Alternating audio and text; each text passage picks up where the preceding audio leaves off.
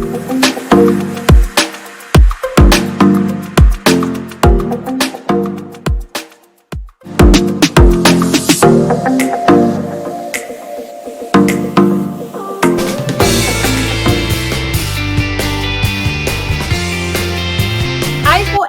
I'm back. It's me again, Teacher Myss, and welcome to my channel.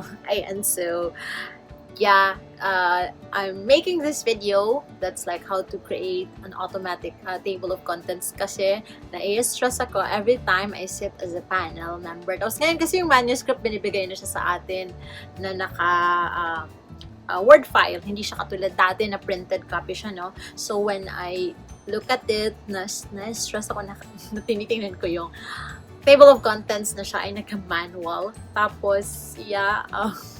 So this is just to make the lives of those who are writing thesis papers, business plan, or probably dissertation, mas mapadali ang buhay nila by not worrying about the table of contents. Also, for those for panelists like me, mas madali kasi ang navigation if proper yung pagkakalagay ng pagkaka-assign ng mga headings sa Word files. So, probably some of you, pag natutunan nyo to, lifesaver siya, especially for teachers like me. So, I will not hold you long. If you have questions, you can visit all of my social media accounts that's in the description link.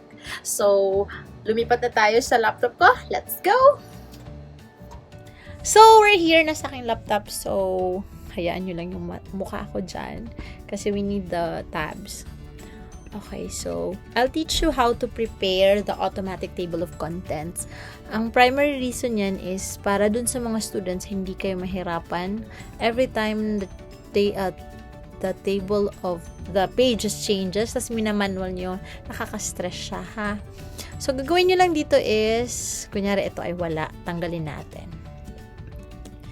Okay, so ayan, so you go to references, and then table of contents, and then pili ka dito kung ano ang gagamitin mo, classic, contemporary, ganyan. Pero ako ay usually, malis ka dyan, I usually select custom table. Ayan, sorry about my face. Ayan, so and then, classic, no, distinctive, you can use these formats, formal, ganyan. I like the formal one, pero depende din kasi yan sa inyo. But anyway, let's use classic. From template. And then, it will show how many levels. Kasi pag nilagay mo lang dyan 1, yung heading lang lahat yung makikita. Okay? So, you can have 3. And then, okay. Okay. Ayan. So, here is your executive. So, pwede mo tayo format. Like, change the kasi ako siya naka-bold, and then dapat siya ay Arial, and then this should be, let's say 11. Ayan siya. So, kunyari ayaw mo control I, ayan siya. Okay, and then lagyan mo siya ng title, table of contents.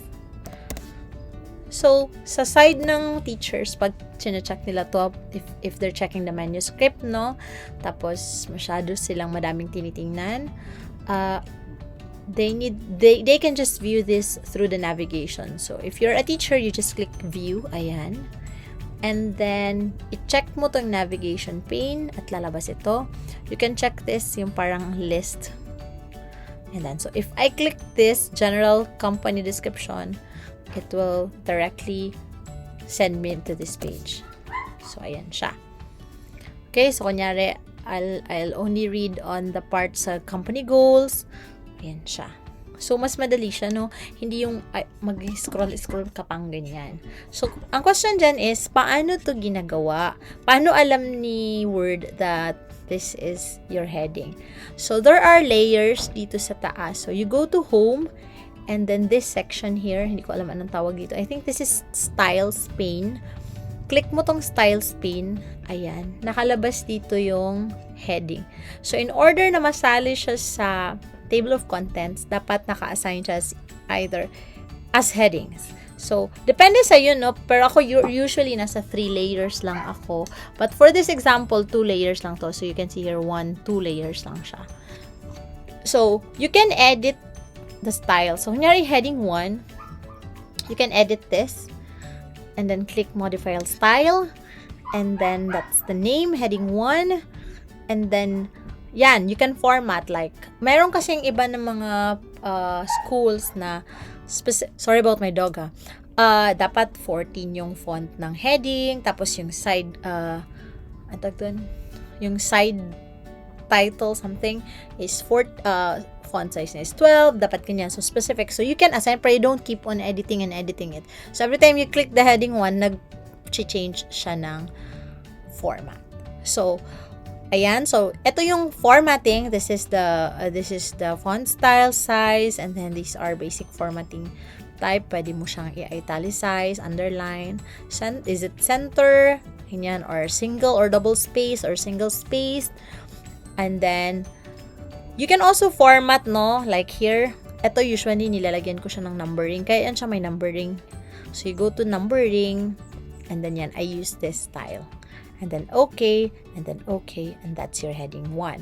And then for heading 2, you can also modify this. So, kunyari, 12 lang dapat yung font style niya.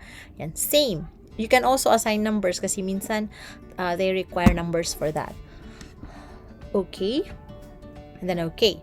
So, pag na-assign na yung heading styles, you can assign headings to your document. So, example, kunyari, ito.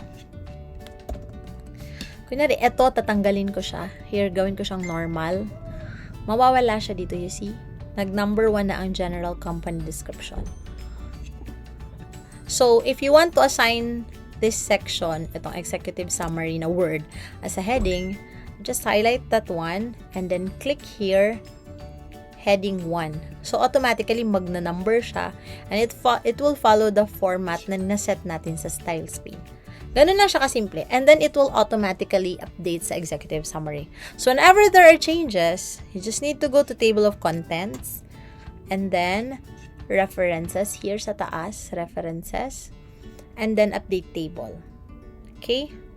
And then, the table, the page numbers will change if ever mayroong changes. So, pwede din you just click here. I don't know if this is working sa ganitong version, but you can just click update table. And then, pwede din kasi update page number lang, kung page number lang tingin nyo nang nag-change. And then, okay, and then automatically, the pages will change. Okay. So, yun lang. So, kunyari, this one is, let's say, promotional budget pala is not one of the headings. Tatanggalin mo siya. You just go to home again, and then normal. Click mo itong normal. And magiging normal siya. Tapos, mawawala siya dito. So, again, if you will assign that, let's say, assign mo ito ng heading 3.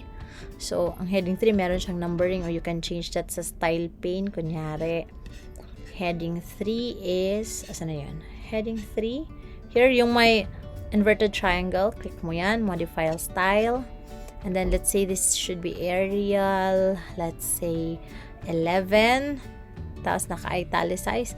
Ito kasi tingnan mo, meron siyang number style. Meron siyang numbering. So, you go to numbering. And then, itanggalin mo, lagyan mo siya kanya none. And then, okay. And then, yan, naka-center siya. So, gusto ko sa side lang siya. Oh, you can also change the colors. Asan ko ba yung nakita?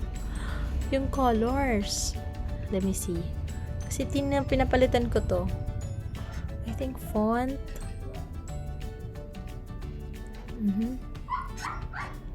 Okay. Color here. Pwede mo siyang gawing blue. See? Blue. Minsan kasi ganun, no? And then, okay. So, pag itong promotional budget, ginawa ko siyang heading 3. Ayun, nakita mo siya. Blue, italicized. Click mo siya. Nagiging, anyan, lalabas siya sa under ng logo. Kasi level 3 na siya. So, that's level 1, 2, 3. So, you can hide this and click that. Ayan. So, mas madali siya. If you are editing documents, if you are reading documents. So, ayan, you just So since if you want this, you can just click here. Or you can use this thing sa tab sa taas. Ayan, so napakasimple lang nitong gawin, but this is very helpful for those of you who are writing papers, any papers. This is helpful for you and the one who will read your manuscript. So, check kasi nila yan kung meron sa navigation. I'm not sure with other panelists, pero ako check ko. Tapos, it freaks me out pag hindi siya naka-heading kasi mahirap mag-check. Okay? So, yun lang po.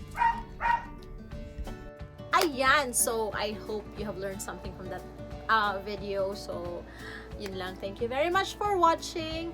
Once again, this is Teacher Myss saying, spread love!